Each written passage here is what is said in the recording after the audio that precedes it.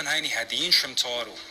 He was then, through an email or phone call, whatever way it was, he was given, obviously, the WBC full title champion. Obviously champion. So he parades like he won the belt in the ring, and that's not the case. You got to earn your respect in the ring. You got to earn off a champion, and I look forward to earning his belt off him, and he will try, but this is a whole different level. I'm not no small featherweight. I'm not no over the hill 40-year-old. This is the real deal right here, in his prime, strapped and ready for war.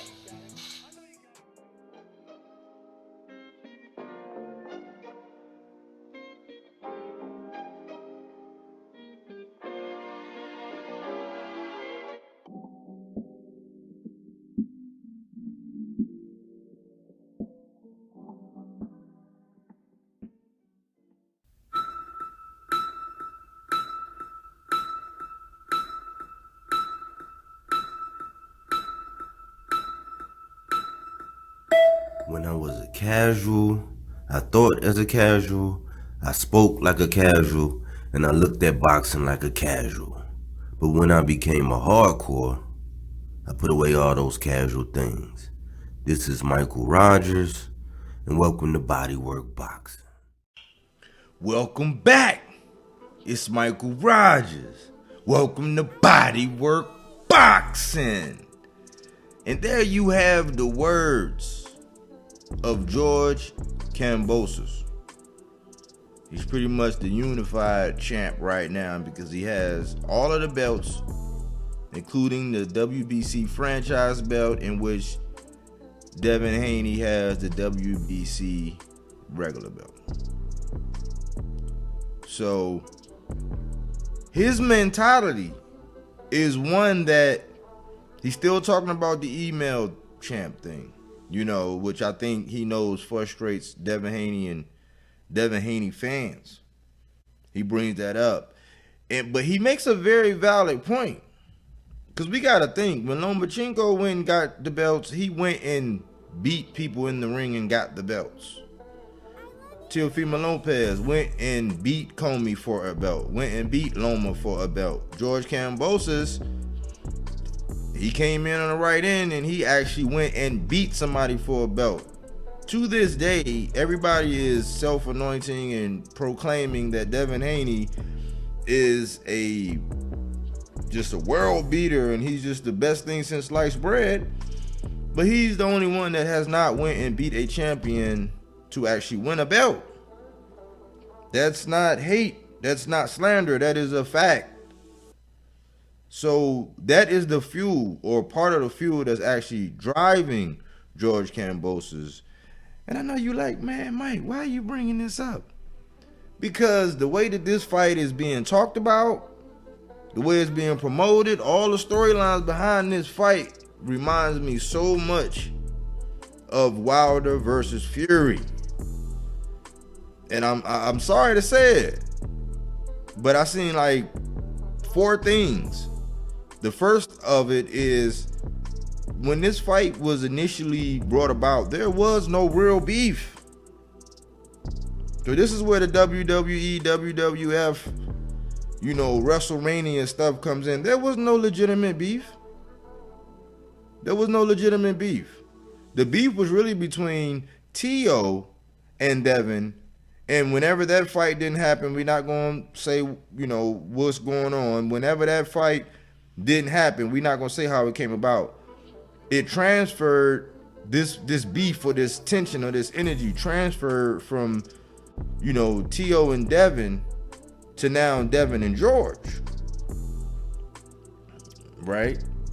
Because at first they were all chummy and, Eddie Hearn, he was, doing this thing and all this, but there was no beef, much like Deontay Wilder, and they put this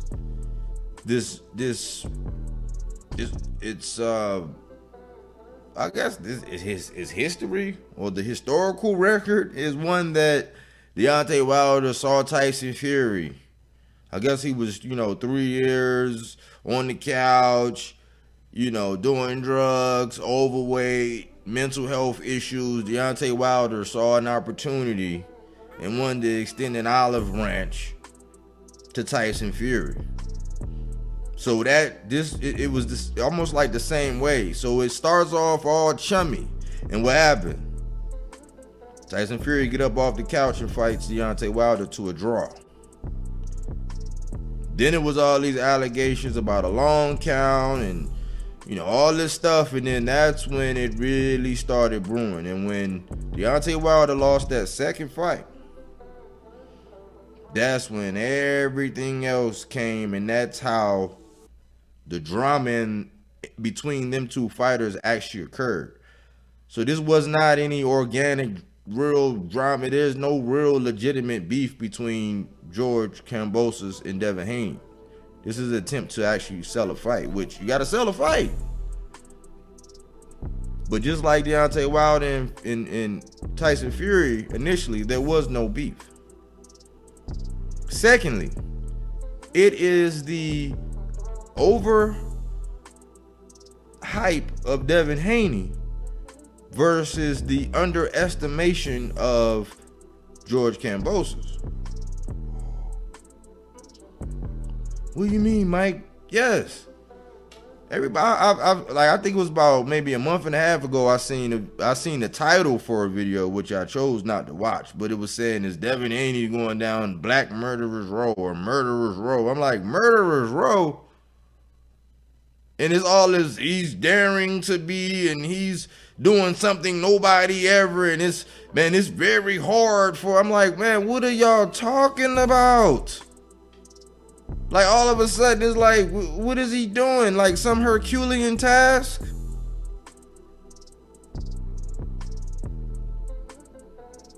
He boxing clinics in a lot of people's eyes. I mean, a lot of the fans' eyes, they say boxing clinic, but I mean, if you can't beat a clinch, closing out a fight, I mean, being a pure boxer, yes. Having boxing principles and implementing elements and getting a victory, absolutely. Absolutely. He getting the job done, he's victorious. But the hype behind it, like, oh my gosh, like, is he setting a precedence for younger boxers to do X, Y, and Z? I'm like, who are we talking about? This the third coming of Sugar Ray Leonard? And then they underestimate George Kambosos gravely. Now, they say what they want, because every time they talk about the victory of Kambosos over Mickey Bay, they say, oh, he was older, he was inactive, he was, you know, all those things. So that was the same thing as Tyson Fury. Not older, but inactive. Mental health and suicidal and overweight. I mean, I think that's a lot worse. But somehow George Kambosos came out with a victory. How that happened, you know what I'm saying? We're not going to get into the details of it, but he actually beat Mickey Bay, who helped train Devin Haney. Then it was, you ain't do anything. He actually beat Teofimo Lopez. He knocked down Teofimo Lopez. So just like the whole pillow fist, people call Devin pillow fist, they calling George Kambosos pillow fist, but I mean, Devin didn't knock down Jorge Linares. Devin didn't even knock down Gamboa. Devin didn't knock down Jojo Diaz. And I don't know, I mean, are we going to say that Teofimo Lopez is chinny now because he got knocked down by Kambosos? Because it was a flash knockdown? I mean, what are we going to say? Because we didn't know Teo to be chinny. Teo's taken shots before. Teo's been hurt before. But the pillow fist, now, it just like with Fury, how after that, since when did Tyson Fury get all this power? And it's another, I also seen here recently, earlier this week, I saw where somebody said that Snack, with all this Snack hoopla with Bud, even though according to an article I read, Victor Conte said Bud had went to him about Snack prior to the Sean Porter fight, since Sean Porter had already been affiliated with Snack and he wanted to get approval, and Sean was like, oh yeah, cool, you know, because Sean and Bud were friends. But when it comes down to Snack, with all the athletes that participate and advocate and ride and rock for Snack, that Snack has only benefited Devin Haney. He the only one of the benefit. I mean, well, it don't equate to knockdowns. I mean, I guess with conditioning and all that, I mean, I suppose. So there's no organic beef between these two. You have an overhype of Devin Haney and an underestimation of George Kambosos. Thirdly, the toxicity. You know how toxic the Tyson Fury. It made a lot of people money, a lot of content creators money, but for boxing, for the fan base, for when you talk about pure boxing, I'm not talking. When we talk about race and all this, but when we talk about what happens inside of the circle, the square circle, inside of that box, when we're boxing, it was very toxic. It was very divisive. This fight is not as divisive because George Kambosos is from Australia. But now they're not recognizing the fact that George Kambosos sparred with Manny Pacquiao and helped him get ready for fights before. They're longtime friends. Manny Pacquiao will probably be at the fight. You have the commentating situation in which Andre Ward and Timothy Bradley is probably going to be calling that fight because it's on ESPN. And Devin's daring to be so great. I'm like, well, why? Where was all this daring to leave networks and do all this when I was saying it, like making the deal done when Devin was only on the zone?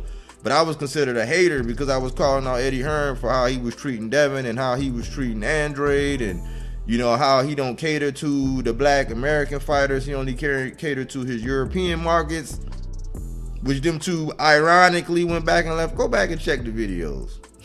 Go back and do your research. But I'm looking at it and I'm like, now he's daring to be great and he's going off the network and he's getting with ESPN. Okay, well, he's getting with ESPN, and the common notion, which I'm hearing, you know, out here in these YouTube streets, is that he's going to grab that belt and then move up. I don't know the stipulations of the contracts. I'm a fan that like to do content here and there. I don't even want to get into it. But I don't know. I think Bob Arum and them are a little bit smarter than the average bear. You can say what you want. You know, there are other colorful adjectives that are used to describe Mr. Bob Arum. But I think he's smarter than that. So Devin has to go over there and do it twice. You know, you have the element of the time difference. Climatizing, you know, to that environment, the hostile crowd. And then anything that Kambosos say, exuding confidence in his abilities, he's getting trashed as always lying, and he's a liar, and he's this and this and that because he had chose Lomachenko over Devin Haney because he said he wanted a more exciting fight.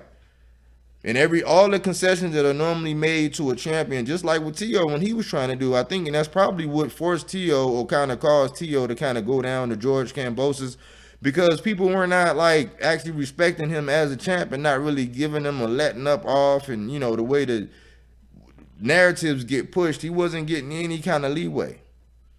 I think Bob was salty, so Bob Hand wasn't in it to make sure it went down the way it was supposed to go, because Bob, like he said before, he had a problem with promoting black fighters,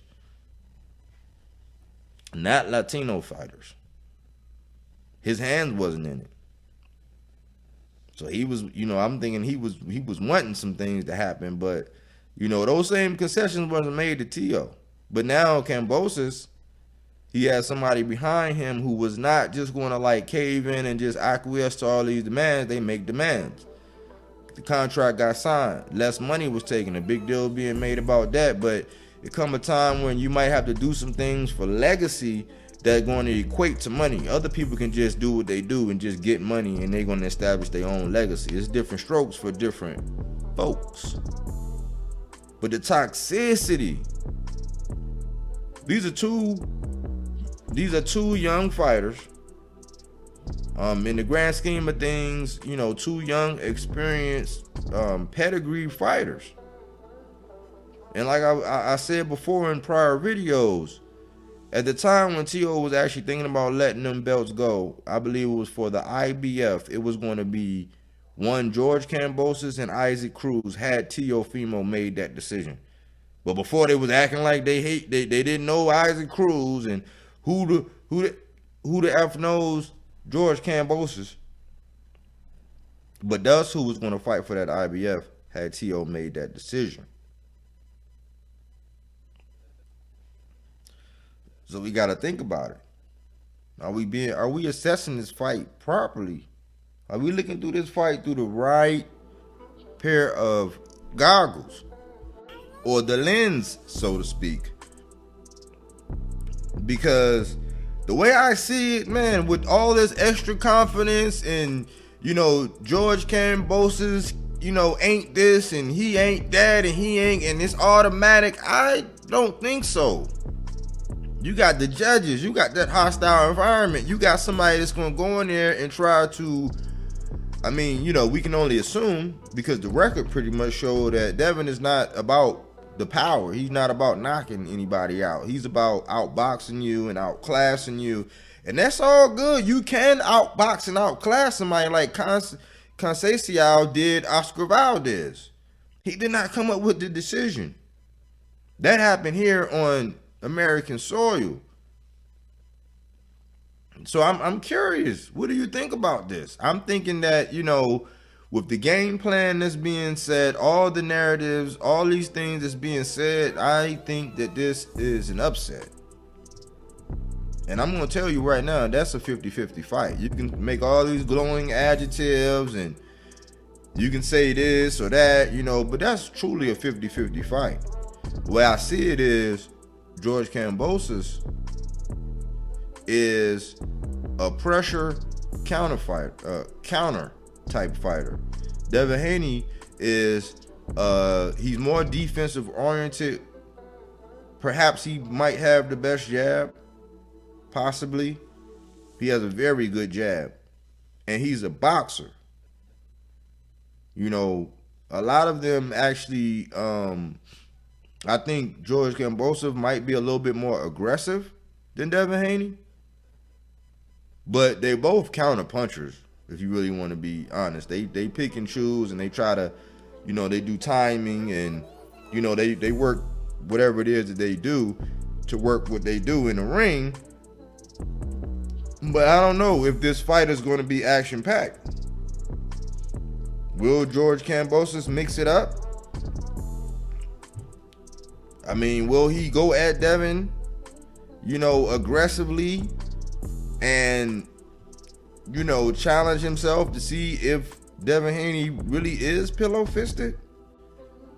This fight can go many ways, but I don't think that we are looking at this fight through the right lens. I think that a lot of us are overzealous, running with hype that's being said, and, a lot of these people that talk about boxing, in fights, they just have favorite fighters and they have agendas. Why? Because of money, incentives, things that actually push them to speak and do and talk and, promote certain things because it's revenue. It's not from a pure boxing stance when you look at the X's and O's of boxing. I don't ever talk about, okay, well, how is George Kambosos going to defend Devin Haney's jab? They say, oh, he's all athletic. Oh, man, he's just going to smoke him. Oh, man, trust me, he got this and this and this and that. Well, there's film out there on George Kambosos dropping Teofimo Lopez. There's film on him actually saying how poised he was, him staying poised, with the extension of camps and fights getting pushed back. And there's all kind of videos with all of those things there. And you can see what he's done in the ring now. He does have some. If you put Mickey Bay and Teofimo Lopez, Lee Selby, but I think that was going to be Devin's opponent anyway. So I think that George Kambosos is being grossly underestimated. I'm not a George Kambosos fan by any means. I respect his boxing. I respect the labor and and the things that he had to do to get from here. We don't know the ins and outs as much as somebody from over here, But from everything I'm seeing, is the worst thing you can do is underestimate your opponent. You know, I would think that it's the same way, you know, that I can imagine that's going on in Tank's head when it comes to Rolly, and how Tank always puts the focus back on his current opponent, which right now Rolly is in the crosshairs. He's always respecting me, saying, yeah, but we can't overlook Rolly. But a lot of people are just dismissing it and just saying, but you can never underestimate. You can never underestimate your opponent.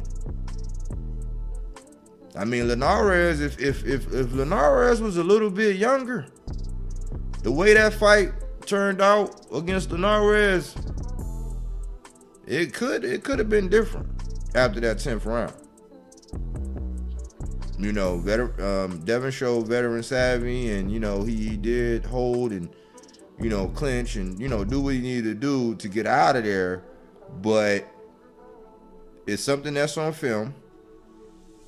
I know it's something that George Kambosos is cutting his teeth on. And I believe that Devin has the tools to do it. I just believe that it needs to be less Philly shell, more lateral movement, make Kambosos reset his feet a lot. That's a variation, a jab variation. I mean, he needs to just jab his head off until George Kambosos get reckless. But I think it's a sneaky good fight. There's a lot more parity than what people give this fight credit for. And I think it's way more evenly matched than what everybody is actually saying. You know, if you look at what I said about Spence versus Ugas, if you look at what I said about Ugas versus Pacquiao, I mean, if you just look at some of the things I've said about some of these big fights and how they actually come through, you know, I think you should listen and adhere to this before you go, you know, using your mortgage money on this fight, thinking about one outcome when it could be because of so many factors. The last thing in this fight that reminds me of the Fury Wilder thing, which I think just really sucks, is the aftermath. You know, the aftermath of Tyson Fury actually stopping Deontay Wilder, or having, you know, Mark Breland throw in the towel and actually knocking him out, is all of the cheating applications. You know, that have been, there was an application for the gloves, it was an application for the long count, it was an application, I mean, it was so many different applications of cheating that there are already outliers out there for if George Kambosos wins. From spike water to it's already, oh man, he could spike water, oh man, they could, I mean, it's already, the roads are already being paved for the same meteoric rise of toxicity that Wilder Fury did, especially the trilogy. It's already out there. They're already out there. They're always going to be more skewed. Just like I've heard, like I hear all the time, oh man, like with the Wilder Fury thing, oh man, if you're not 6'7", at least 300 pounds, you ain't messing with no Deontay Wilder, man. You can't F with Deontay Wilder. I'm like, so what they did in doing that was they created a monster in Tyson Fury. So after that, Tyson Fury was supposed to be the baddest man on the planet, right? And I was saying, hold on, we gonna just anoint him as the baddest man on the planet? Because he outboxed and knocked out Deontay Wilder? A puncher? And now those chickens come home to roost, because I seen something the other day talking about would Tyson Fury beat Lennox Lewis? I said, see, now that's why we got to be careful with the kind of seeds that we sow when we talk about these boxers and we do stuff like that. Because now it's like, man, get out of here. It ain't no way. It's why? Because he knocked out Dillian White. Because he knocked out Dillian White and Deontay Wilder, he could have beat Lennox Lewis. I mean, it's a fantasy fight, but let's be real, man. These are the same thing that we're gonna look at. Because now all of a sudden, if George Kambosos beats Devin Haney, there are going to be a lot of excuses. 1, there's going to be a lot of cheating allegations. 2, 3, they're going to make it seem like George Kambosos is the baddest man on the planet.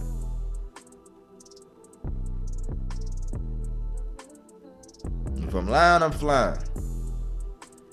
But I really think that we need to look at this fight. We need to be responsible as we look at this fight. And it's one thing to have love for a fighter and to think that they should win, because I think Devin Haney should win with the tools that he have if used the right way. If he's getting the amount of pressure, that people are giving people like Shakur Stevenson up against Oscar Valdez, and the kind of pressure they're giving Tank Davis up against Rolly Romero, if he's getting that same kind of pressure and he lives up to it, he should win. He should make a statement. He can stamp his legacy, because right now there is no legacy. Because what fight are you going to say was his legacy? Where was his legacy fight?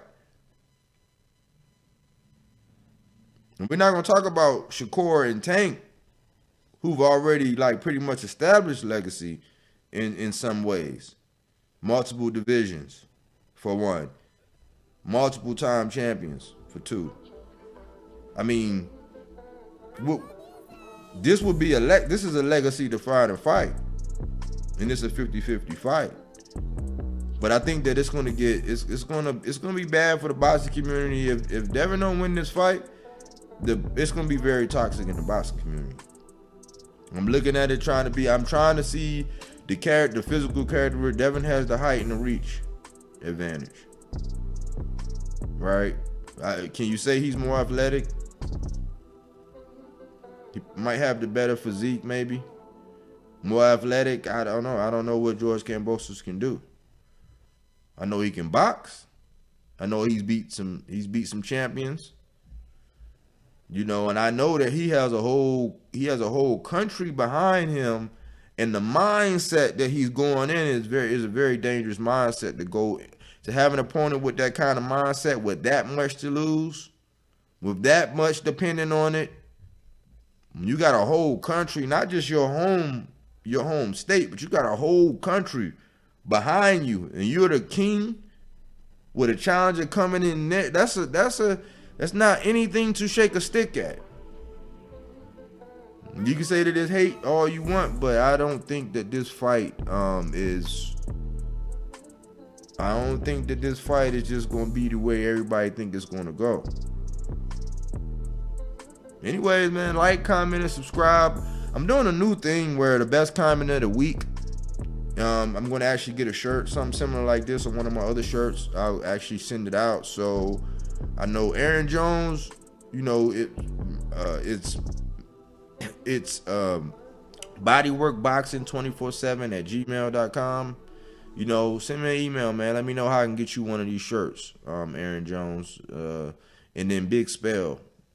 2 of the people that be rocking with me, man. They always, you know, give me encouragement. They always have some of the best conversation stirring comments. So get with my Gmail, and I want to get you guys a shirt. And the best comment of the week, I'll be actually tossing you a shirt.